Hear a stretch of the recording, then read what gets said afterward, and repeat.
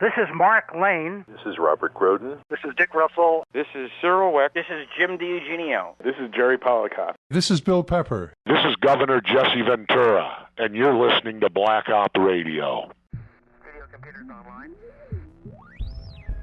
Archiving 44K. Initiate sequence. T-minus 30 seconds.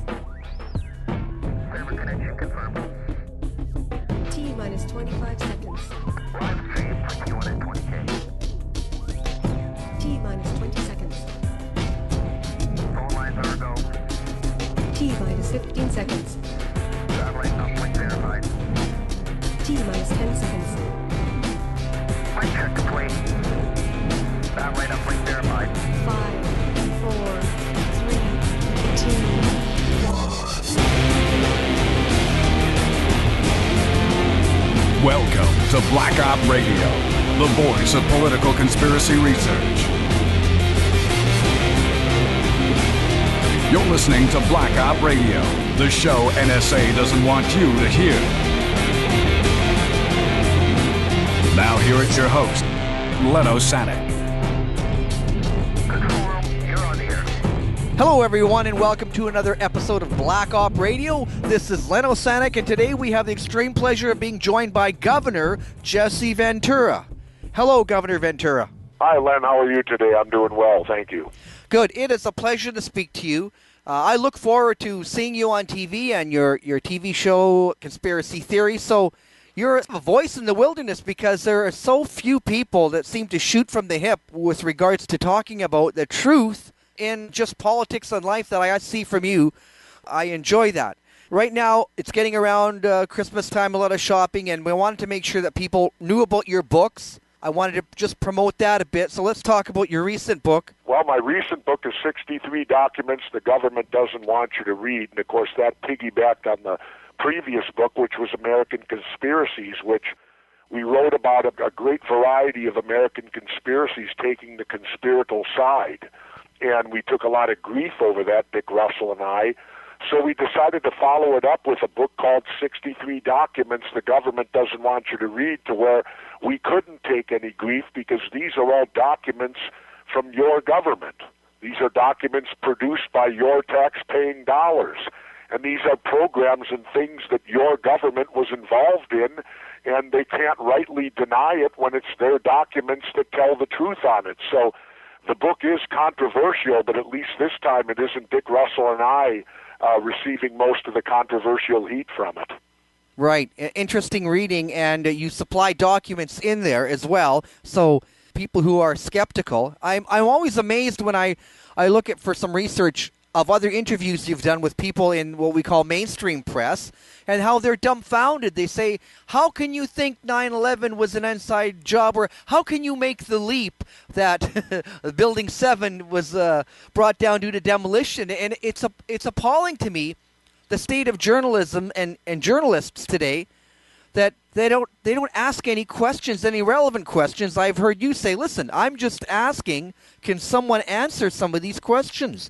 And the point is, they know nothing. They haven't done any research on their own. Most people simply accept what mainstream television and news tell them, and all mainstream television and news is doing is mouthing the government story. It's that simple.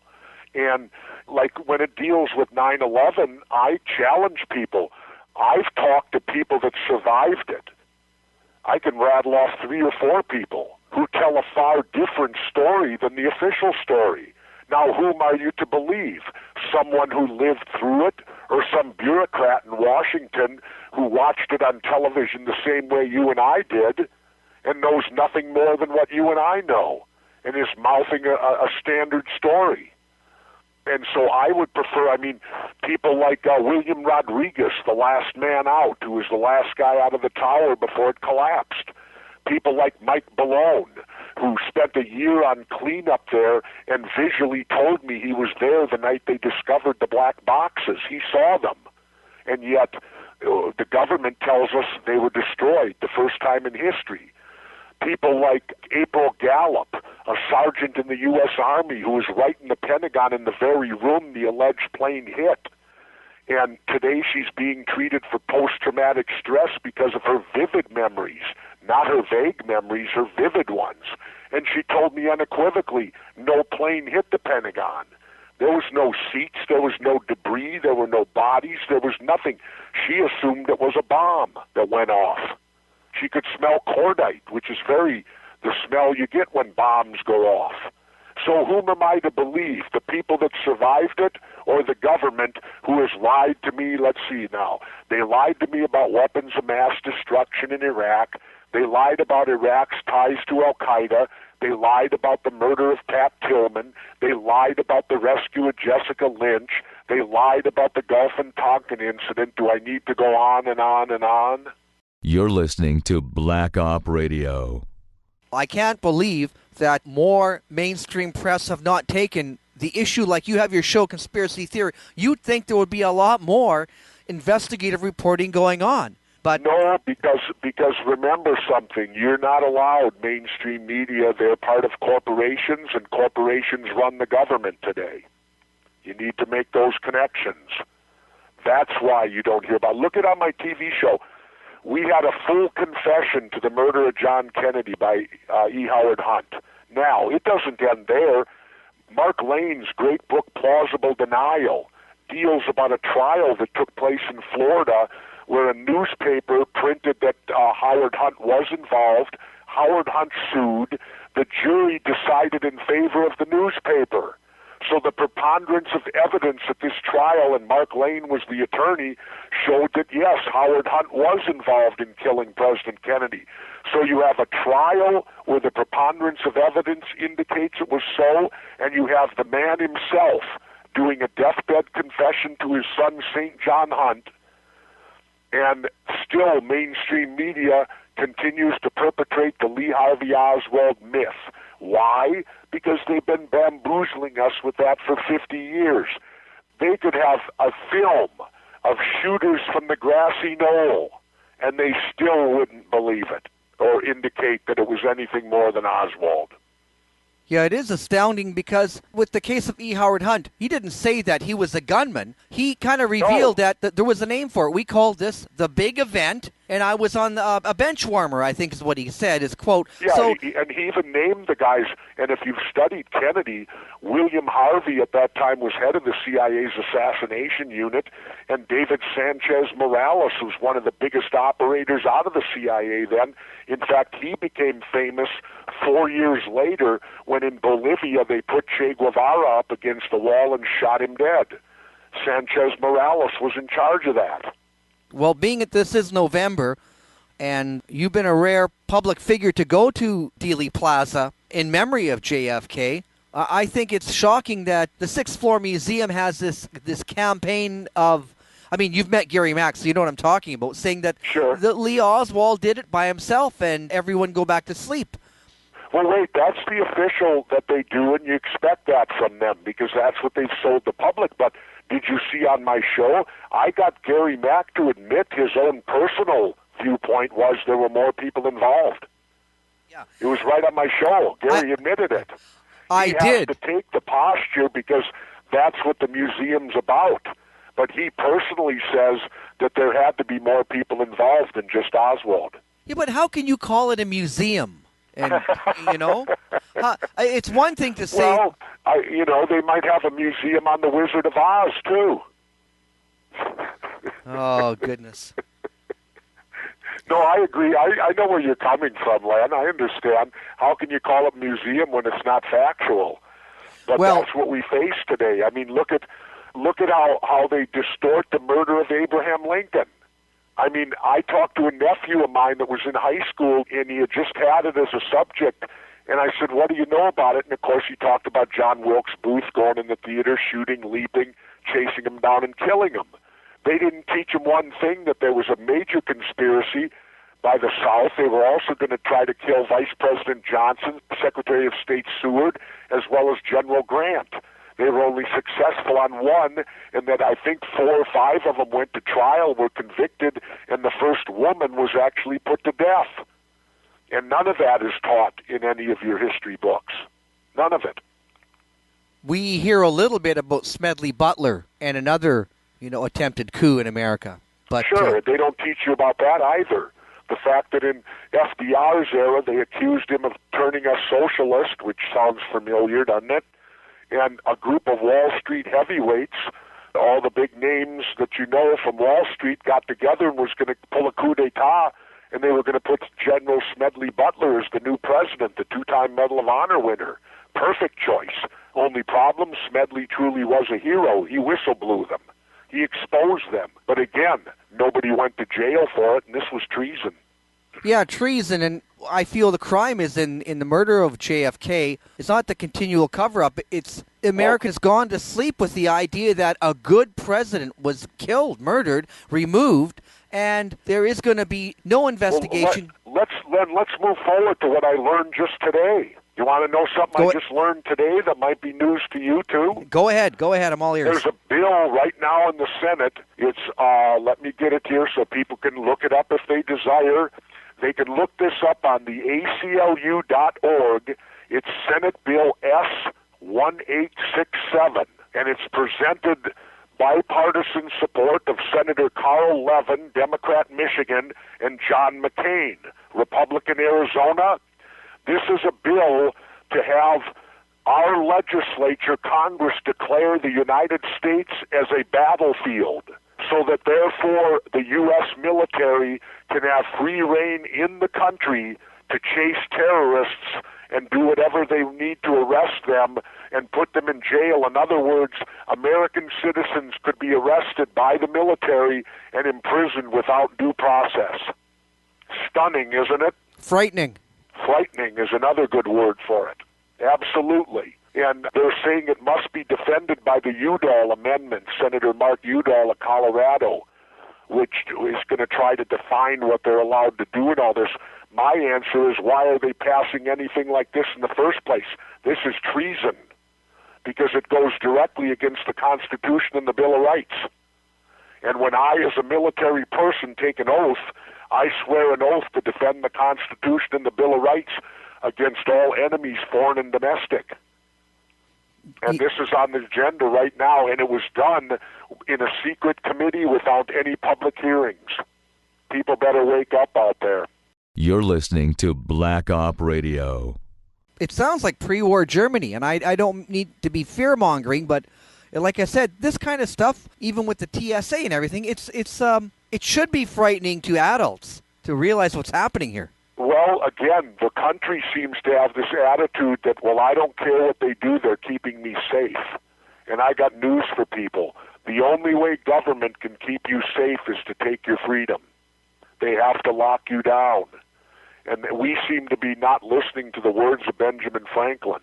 When Ben Franklin said, those that will give up their liberty for security shall have and deserve neither. Because it's an oxymoron. You can't have freedom and be secure. And our country, our people seem to be willing to give up freedom to be made safe. Well, that's the same program they sold to the German people back in the 1930s. We're not reading our history, Len. Of course, we have all mainstream media, people like Gary Mack, The Sixth Floor, and Vince Bugliosi, trying to reinforce that there's nothing wrong with government, when in fact the complete opposite is true. Like my court case, they won't even allow me to go to court to see if my Fourth Amendment rights are being violated. They throw it out, and a federal judge says she doesn't have jurisdiction. Well, it's a constitutional Bill of Rights question.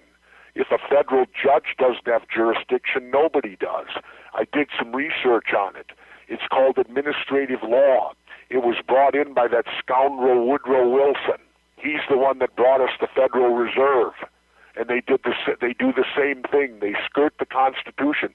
The Constitution says there shall be no central bank. And they do it. A president signs an executive order. The Congress then approves the order and assigns it to a government department. When they do that, it is null and void. The Constitution and Bill of Rights don't apply. And that's how they've gotten around it. That's how we have the Federal Reserve. And that's why when you go to an airport today, everyone needs to be very clear. You are not protected by the Constitution and the Bill of Rights. you can't even know what the rules are, because in my court case, the judge asked, has Governor Ventura, can he cite an abuse at an airport? And my attorney responded with, we don't know, Your Honor, because the rules are considered national security, and so therefore the public can't know what the rules are, and therefore the TSA can do anything they want to anyone in the public because there's no way to know legal or not. And for those not familiar, you decided to sue the TSA, saying you were tired of being subjected to scanners and the wand in that. You should be able to be cleared by, for instance, your airline. If you had a favorite airline, you said, listen, here's my credentials, here's my passport. I'm governor of a state, Governor Jesse Ventura. You've got to recognize. You should be able to, the big question is, why is it the government's job to provide security for the airlines when they're a private sector business? You see, if the airlines provided their own security, then I could have a relationship with them where when I show my passport, they know, oh, Governor Ventura, he's been flying for 30 years. He's flown with us for millions of miles. He's a governor and a mayor and an honorably discharged veteran. He poses no threat. I shouldn't be searched at all. I should be allowed on the plane. But the way it is now, you have to go out there and prove you're innocent. And when I go, that's why I won't fly anymore, because losing this court case or not even being allowed to go to court, I shouldn't say I lost it, I would have won, but they won't allow you to go to court. And so being that I'm not allowed to go to court, I won't go anywhere where I'm treated like a criminal. And at today's airports, I am treated like a criminal. And another thing that bothered me is how long did it take a judge to make this decision that should have been made over, like, for her, their answer is a 5-minute answer saying, I don't have enough background here to, well, can you articulate it better than that? Well, she said she didn't have jurisdiction, and they have a catch-22. The day you file, you have 60 days to take it to the appeals court. Well, she didn't even have a hearing for 6 months. When she ruled on it, it was 9 months. So if I attempted to take it to the appeals court, they could then discard it because the statute of limitations ran out. Right. It's a catch-22. No, I think the word is the fix is in. Yeah, the fix is in, absolutely. That's the easy way to put it. It's a fix. And I think only with someone of your high profile could even get away with having questioned this. I mean, like you say, if one airline had, a comfortable atmosphere like, welcome to our airline, you can be cleared ahead of time if you give us your passport a day ahead or whatever, some kind of screening process that is non-intrusive, people might flock to that airline and say, well, we'll fly with these guys. They treat us nice. They treat me like I'm going on a holiday instead of like being a criminal. Because they know I'm a good paying customer, but when you turn it over to the government, well, then everyone's guilty until you prove you're innocent. Except, of course, if you're the Speaker of the House. John Boehner's not subjected to it. Yeah, oh, well. And John Boehner did, 7 weeks in the Navy? I did 6 years. There was another thing that I wanted to just... Wait, boot camp's 11 weeks, so he didn't even get out of boot camp. Okay. There was some people that have been attempting to, I would say, smear your campaign with a kind of obfuscation here. I just wanted to clear it up if we could a little bit. I was reading that you took part in, as a Navy SEAL training, something called BUDS, Basic Underwater Demolition. There seems to be a discrepancy that this is not Navy SEAL training. First of all, let's get it straight. Right. That is Navy SEAL training. BUD stands for Basic Underwater Demolition SEAL. That's what the S means. Right. It's Basic Underwater Demolition SEAL. The SEALs began as the underwater demolition teams. In 1962, President Kennedy took the UDT out of the water with an executive order and put them on land. Because up until that point, the Navy was not allowed past the high water mark. That was the Marines. Kennedy made it to where the UDTs could go out of the water, and then subsequently they formed the SEAL teams, which stands for Sea, Air, Land. It's the identical same training regardless if you went to a UDT team or a SEAL team. So people that claim that it isn't the same are wrong, because I went through the training. I'm class 58. My brother went through class 49. And it's BUD stands for Basic Underwater Demolition SEAL. If you go to a UDT team at that time, it did not mean you were not a SEAL. They were completely interchangeable. They just happened to send the better swimmers to the UDT teams because UDT teams at that time tended to be more in the water than what the SEAL teams did. And then subsequently, a few years later, they decommissioned all the UDT teams, and they now are all called SEAL teams. It is the same training for both, so anyone that says different is full of crap and never went through the training. Okay. Does that answer it? No, it sure does. You know, And because I it just spent 3 years on Underwater Demolition Team 12 and 2 years attached to SEAL Team 1. SEAL Team 1, yeah, that's where I left off with doing some research. Well, that's good because... But it doesn't make any difference. If you went to a UDT team, you're still a qualified SEAL. It's called BUDS, Basic Underwater Demolition SEAL. It's all where the Navy needs you and sends you. You don't have a choice. You graduate from training, and they put you on one of the teams. We used to just refer to it all as the teams. We didn't even make a distinction between SEAL team or a UDT team. It was all the teams. With all the different kind of false flag operations, I was going to ask your opinion on what you think happened to bin Laden or what has happened in Libya. Well, first of all, bin Laden, the SEALs can get him. You know, in SEAL Team 6, that's their forte. They, you know, if the intelligence is correct, rest assured, SEAL Team 6 will get the job done. No doubt. Now, could they be deceived? Maybe. I mean, if it's a bin Laden lookalike, remember, you're on the ground. I don't question what went on the ground. They're under time constraints. Nothing has changed from the Vietnam days. When they break in, they're going to give the target one opportunity to surrender. If that target doesn't seize that opportunity, the target will be eliminated. That's the same way it's always been. People need to understand clearly that when the leaders of this country send in the SEAL team, there's no Miranda rights. You know, when they come in, chances are people are going to die. That's the way it's known, and that's the way it is. So I don't question the operators on the ground. Now, did they get bin Laden? I don't know. I don't know anything more than you do. They said they did. But then again, a few weeks later, a helicopter with 22 members of Team 6 went down to their death. I question that because, first of all, we generally only fly one platoon to a helo. Why was that overloaded? And second of all, could that have been done to silence the guys that were on that op? We'll never know who did that op because that's how secretive it is. You're listening to Black Op Radio. Even the president doesn't know. Like you said, the fact that there were so many people on that helicopter and they all died, I find that disturbing. I mean, it's hard I do too. I found that very disturbing because of the fact it breaks standard operating procedure. And any time you look for a conspiracy in government, always look for the violation of standard operating procedure. And I'm not the only person that says that. Fletcher Prouty, Colonel Prouty said it also. Yeah, now we both have read a lot and watched on Fletcher Prouty. We admire him.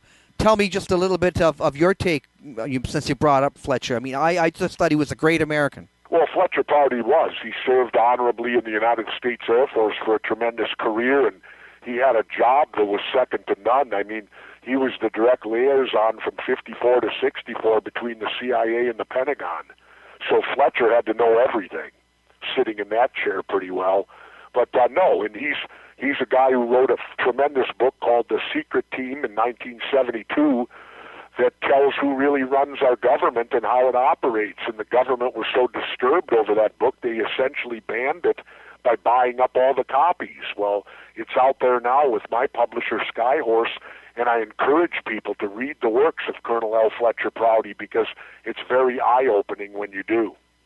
Okay, also that another note that you had mentioned before, which is I also find disturbing, that last year there was over 16 million documents that are classified top secret from the American people. Now, I know when WikiLeaks comes out and there's some little revelations, State Department people all get their feathers ruffled, but how many documents are there that are going to have to be kept secret from a society? Well, again, to me, clearly, virtually everything the government does today must be top secret. Because 16 million documents, if you stack them on end, it'd probably get halfway to the moon. I don't know, but it's a lot. And we pay for these documents, and we pay for what these documents talk about. Why do we as taxpayers not have the right to know what our money's being spent on? And a government should not be secretive. In fact, the quote in the back of my book, 63 documents the government doesn't want you to read, let's remember the words of our great patriot Patrick Henry.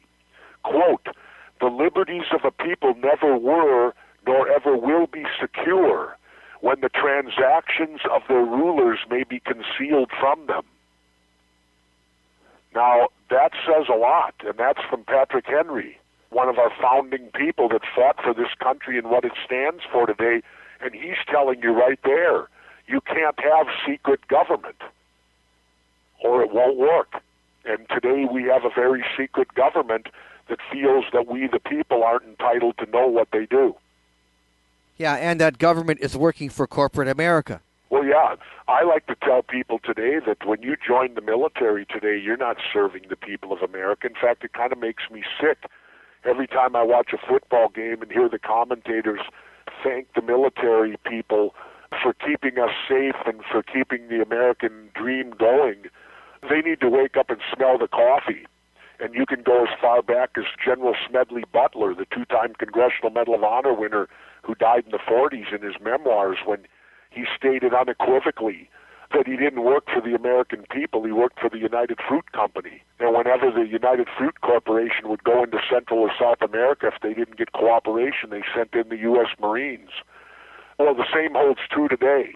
Our military people are not defending our country. They're defending the interests of the multinational corporations who own our country, and that's exactly what the Wall Street people are protesting. They're protesting the fact that our elected officials are owned by corporations, and that, by definition, basic definition, is fascism. Fascism is when corporations run governments. So we are the fascist states of America today. Really, when we're talking about some of the things that we're having reflections of, this is like pre-war Germany, and you've mentioned some of these documents should frighten people to the point of saying, we've seen this before and you know where it leads. Exactly. You know, I can't believe that we could be asleep at the wheel, especially all of us Vietnam-era people who got so deceived with that war. You know, I just, you know, it baffles me, but maybe it comes back to the water. You know, let's not forget that we've been sticking fluoride in the water allegedly to help our teeth since the 1950s, for 50 to 60 years now. Well, who were the first people that put fluoride in the water? The Nazis. Why? Well, fluoride is the major ingredient of Prozac. So everybody out there that's drinking fluoridated water, you're essentially drinking liquid Prozac. And what does Prozac do? It dumbs you down. It makes you non-emotional. It fogs your brain up. And you got people that have been drinking Prozac now for over 50 years with fluoride in the water. I guess that's the difference with me, not by choice because I didn't know about it then. All the homes that I've owned as an adult, I've had my own well. So I haven't been drinking the fluoride. Maybe that's why I am like I am. I don't mean to sound too humorous, but you're one of the few people that have an outrage at the situation here. And, you know, you would think that all sorts of political movements would be... Well, what was interesting in my court case, which I was going the Fourth Amendment rights, the ACLU or nobody showed up to support me. Nobody. Not one group came forward to support me in my lawsuit over the Fourth Amendment. And this is about being x-rayed constantly at airports and the problems that it's going to lead to. So, well, people don't realize those x-ray machines are dangerous. That would have came out in my court case had we been allowed to go to court. We were fully prepared to show how dangerous the x-ray machines are. And you're going to get fatalities from those machines. People that have to fly for business, say they're flying 2, 3, 4 times a week, and they're doing that year-round, if they're subjected to those x-ray machines, trust me, they are going to be harmed by them. Because look at when you go to the dentist today. All he does is x-ray your teeth and he leaves the room, doesn't he? Right, and puts lead over your body. Yeah, and yet they're telling us they haven't done any studies. In fact, are you aware that Chertoff, the guy that was put in charge of the TSA and all that, he now works for the x-ray company. He was responsible for putting these machines in all the airports, and now he's got a cushy job with them. Sounds like Newt Gingrich when he took the $1.8 million from Freddie Mac to be a consultant. That's exactly, those two demonstrate exactly, they're poster boys for what this Wall Street movement's about. They are the poster boys for what we don't want. People paid off by corporations to do their bidding. And Chertoff and Gingrich are two fine examples. Now, out of the pale and uninteresting selection of people to vote for, the only one person that really stands out is Ron Paul, and he gets little to 16 seconds of coverage, is something that's unbelievable. But do you have anything to report on your? Well, let's remember, there's a groundswell out there for Dr. Paul. He finished by an eyelash in second place in Iowa. Word has it he's going to win Iowa now because Bachmann has fallen. And I heard Ron Paul won the straw poll of California. So the media is ignoring him. But if he starts winning when it gets to the actual election time of the primaries in these states, if Paul starts winning, they can't ignore him then. And I will tell you unequivocally, out of the whole field, including President Obama, Ron Paul is the only one that would get my vote.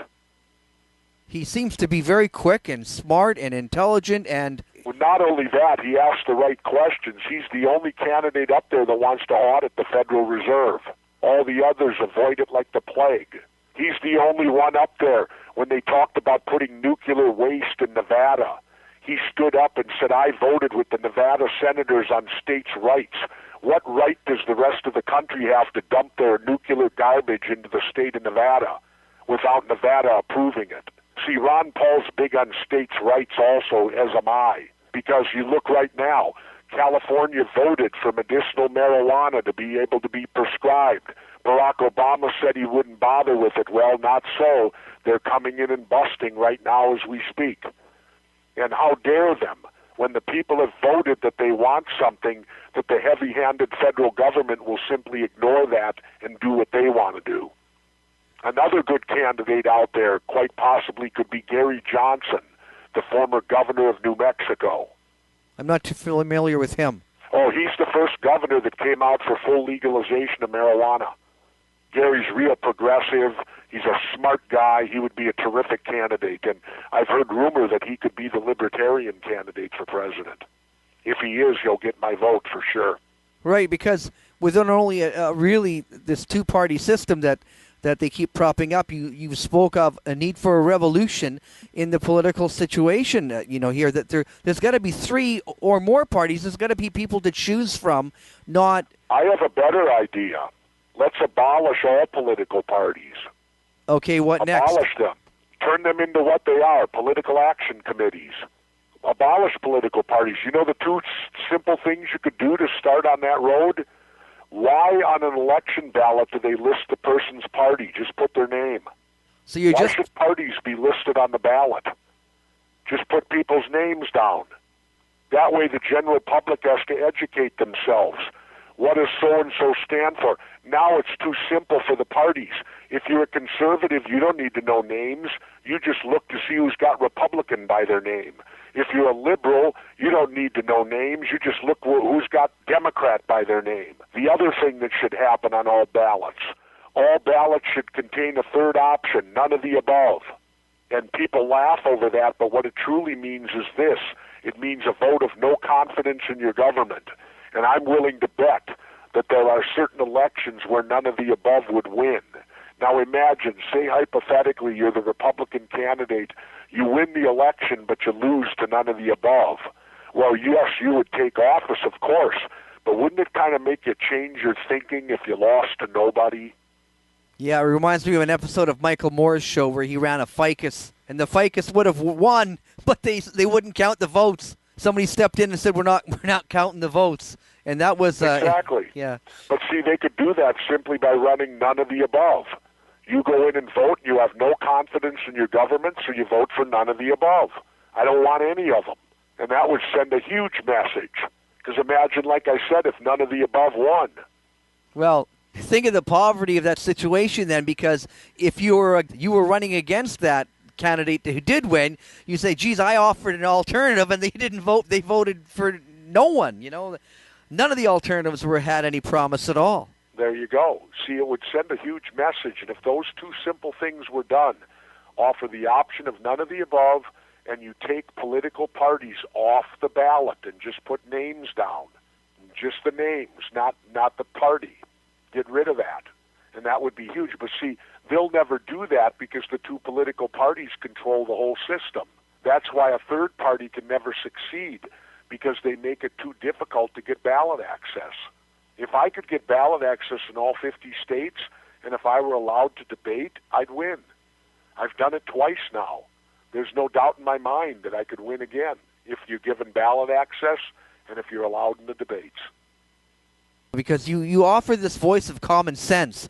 When I hear these Republican debates, and the whole thing seems to be a fraud. I don't want to sound too naive, but I mean, it's just... It is a fraud. They get the questions beforehand. They're allowed their spin doctors to put all their spin on it. Half the time when they get asked a question, they don't even answer it. They go on to what they want to talk about. And it's a joke. When I can't stomach these debates I watch them for about 5 minutes. And then I go, there's no sense in even watching these things. They're irrelevant. They don't mean anything. Yeah. Let's kind of wrap up with something more positive. Tell me a little bit about your show, Conspiracy Theory, and you have a season 3 in the works. Yeah, we in fact, I'll be working the next 3 days and finishing it up, and it'll go into editing then. We should be on around mid-January, I'm guessing. We got 8 more conspiracies, and they're going to be unbelievable. These are going to they're going to be shocking conspiracy theories this year. You may choose to believe them. You may choose not to. I will be honest. There's a couple of them that I don't adhere to. I don't believe them. But then again, I've been wrong before. But this year, you're going to see a new cast this year because the show had to change in light of the fact that I'm not flying. I had to drive everywhere this year, and that in itself was hell in its own way. But the job had to get done, so we did it. And we've got new personnel this year. I'm bringing on board 2 very handsome young men, Sean Stone and my son Tyrell Ventura. And that should get us great ratings because both these kids are extremely handsome. So all the girls need to tune in Conspiracy Theory this year because it'll be better than Chippendales for them.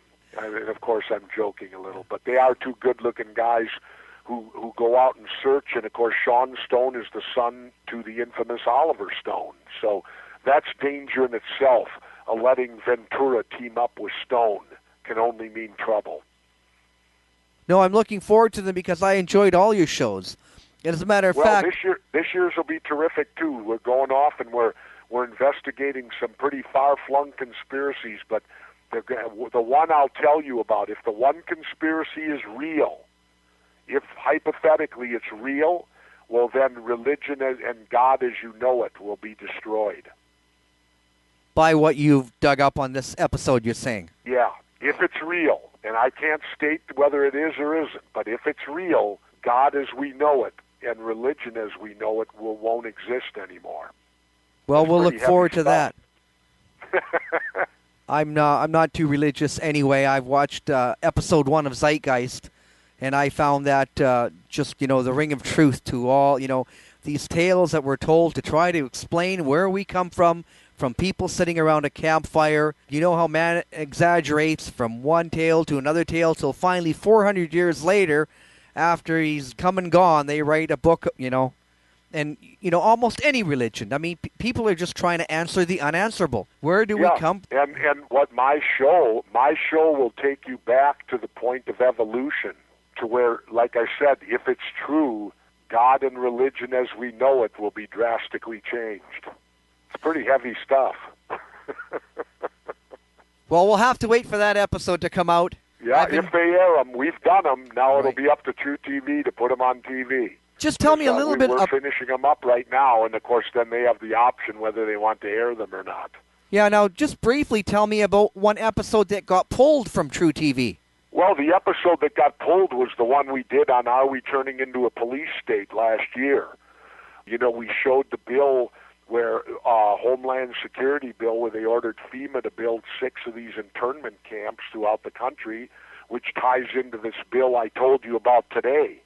See, when you start adding the pieces together, now they're passing this bill that's going to allow the military to go out and, you know, conduct warfare within the United States where we could very well be arrested and they'll detain us in these internment camps.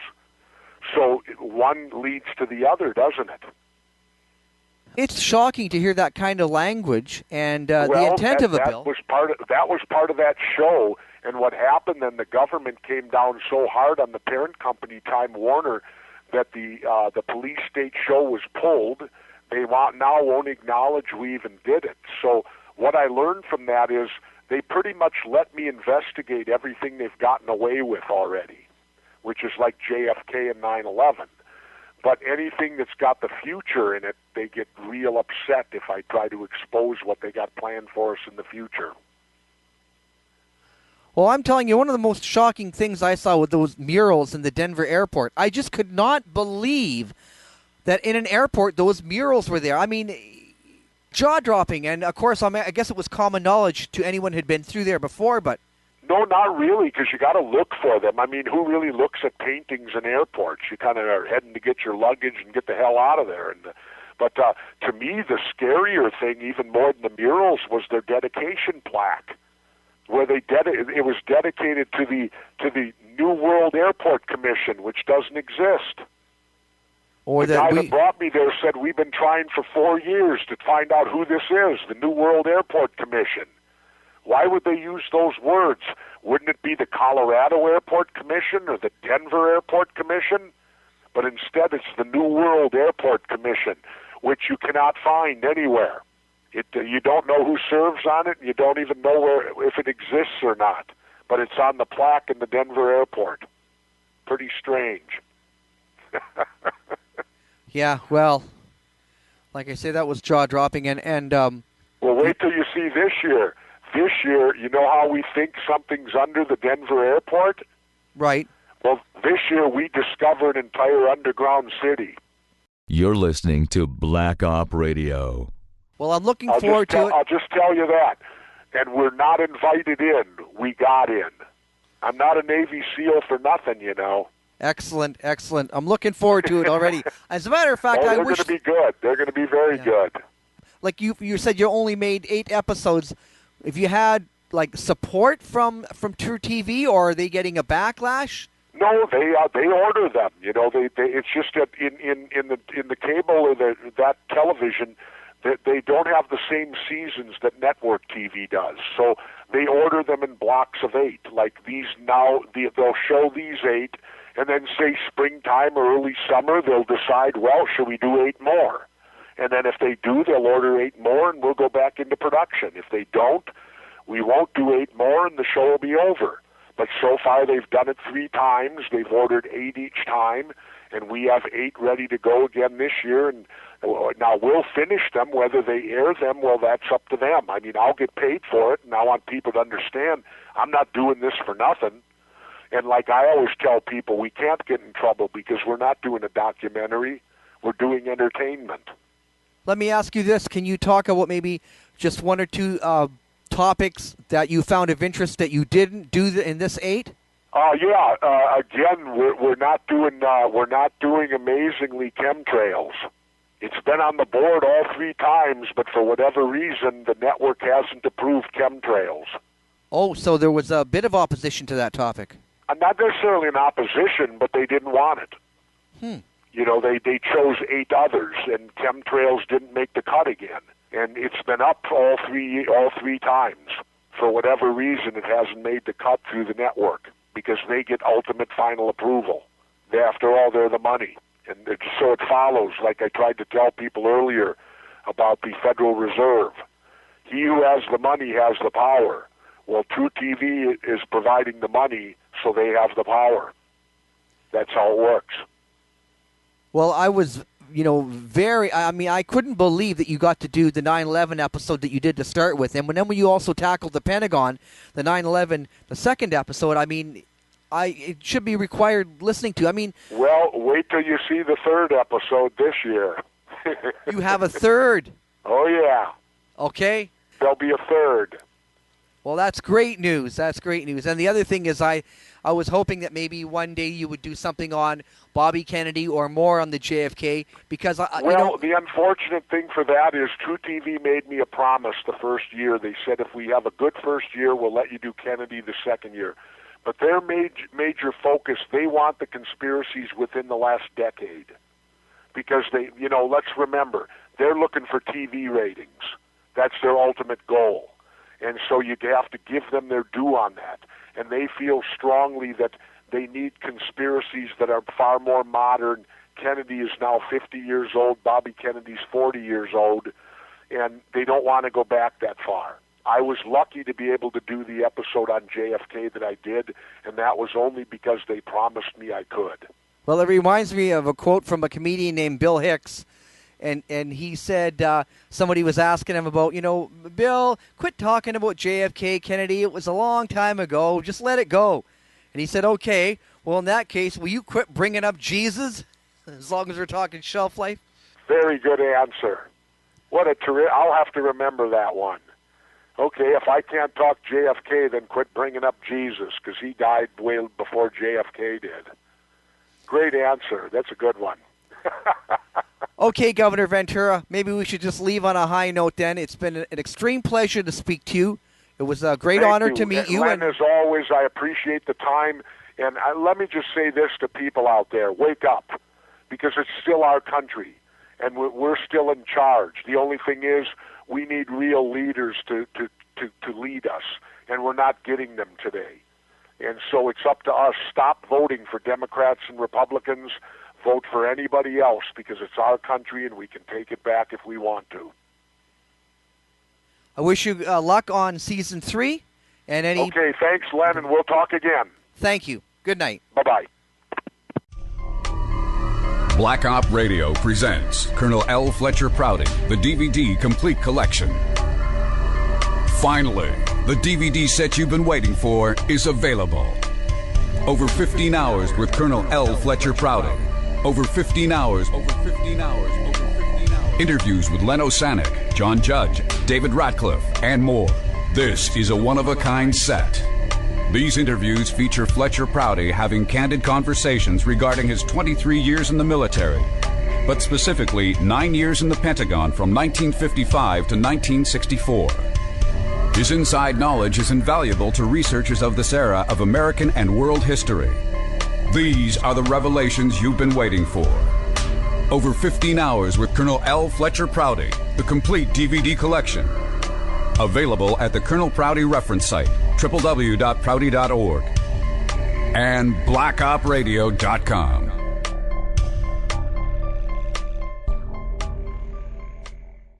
We can now say, with moral certainty and considerable scientific authority, that the death of JFK was committed by a meticulously executed conspiracy which was obscured by an extensive cover-up. Murder in Dealey Plaza, edited by James Fetzer, goes to the heart of the JFK assassination. You'll read new and up-to-date information regarding the Secret Service, the Lincoln limousine, the medical evidence, the cover-up, altering the film, framing the patsy, and the silent historians. Also, 16 smoking guns, each one crushing the government's lone assassin scenario. A world-class chronology of November 22nd, 1963. Chapters by David W. Mantic, Gary Aguilar, Vincent Palomera, Douglas Weldon, Jack White, Ira David Wood III, James H. Fetzer, Doug Horn, and a classic essay by Bertrand Russell. The complete story in the pages of one single book, edited by James H. Fetzer. Read it now, read it again. You'll use it as a reference. Murder in Dealey Plaza. Available at Amazon.com and major bookstores around the world. It's murder.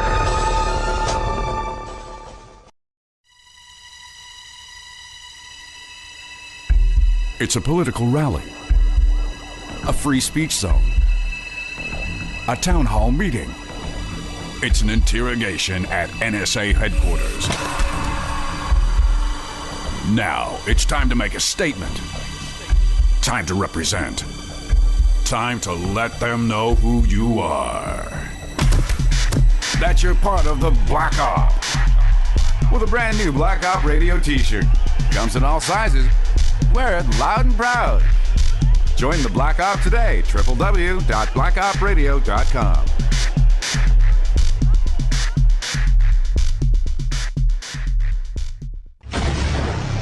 Even Bush admits that Saddam Hussein had nothing to do with 9/11. Our own FBI acknowledged it has no hard evidence that ties Osama bin Laden to 9/11. But if Saddam had nothing to do with 9/11, and if Osama had nothing to do with 9/11, then who did it? Who did it? The 9/11 conspiracy provides the answer. Discover the big picture. Learn what we know now. Find out what it means. 11 experts contribute to exposing the truth as the anatomy of an atrocity. Edited by James H. Fletcher. Buy it now if you have the courage to face the truth. Just don't think you're going to like it.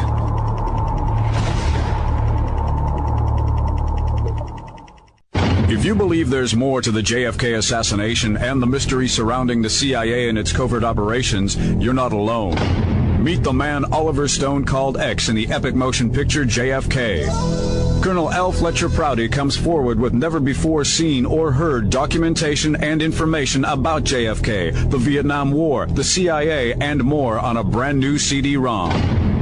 The collected works of Colonel L. Fletcher Prouty is an incredible offer not to be missed. For a limited time only, find the answers surrounding these issues and more with the collected works of Colonel L. Fletcher Prouty. Or visit the Colonel Prouty reference site on the World Wide Web, the collected works of Colonel L. Fletcher Prouty.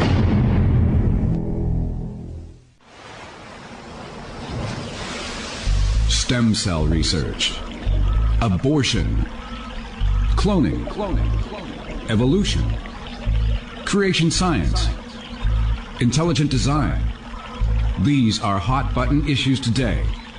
Religion and science, morality and government, corporations and fascism.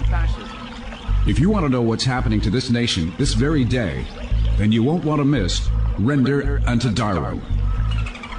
After 35 years of teaching logic, critical thinking, and scientific reasoning, Jim Fetzer offers a critique of the Christian rights crusade against science.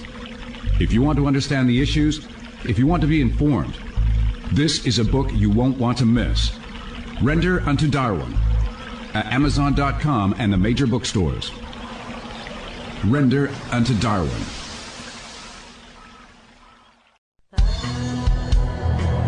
Interviews with Colonel L. Fletcher Prouty. Secrets of the U-2 flight. We are pleased to announce Volume 1 of Interviews with Colonel L. Fletcher Prouty on DVD. This first 1-hour DVD goes through the 1960 U-2 incident with Gary Powers. Colonel Fletcher Prouty reveals his inside knowledge of the incident, his office in the Pentagon, Operation Aquatone, Soviet overflights, and the similar Alan Pope incident. It is Prouty's position that the U-2 flight was sabotaged by the members of a secret team to stop the crusade for peace and embarrass President Eisenhower, thereby heating up the Cold War. And of course, Eisenhower warned everyone of the industrialized military complex that he had learned of firsthand in this incident. You will learn Gary Powers' U-2 never was shot down at 70,000 feet, as claimed in every single history book. 4 separate interviews on one DVD, a one-of-a-kind must-have for anyone interested in finding the truth behind the cover story. Interviews with Colonel L. Fletcher Prouty. Secrets of the U-2 flight.